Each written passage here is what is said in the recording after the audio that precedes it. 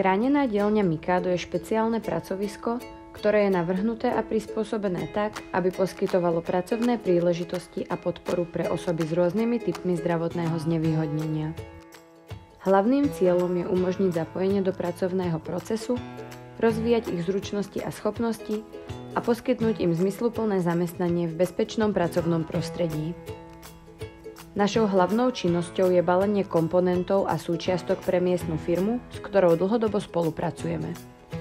Viac o práci v chránenej dielni vám povedia priamo naši zamestnanci.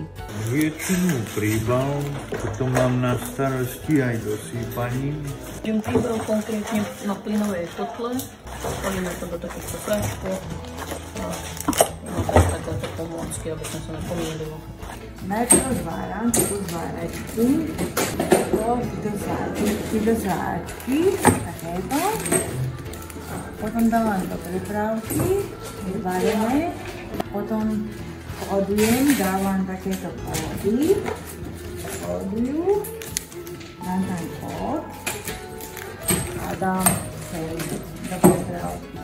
A ešte potom tam po 5 a 10, jedna kopka až po 40 a potom zavolám čo to mám a potom to ide na túto paletu, tie prepravky. Všetky tieto prepravky sú pripravené na expedíciu a putujú naspäť do pôvodnej firmy. Okrem plnenia objednávok sa venujeme tiež výrobe dekoratívnych predmetov, čo našich zamestnancov veľmi baví.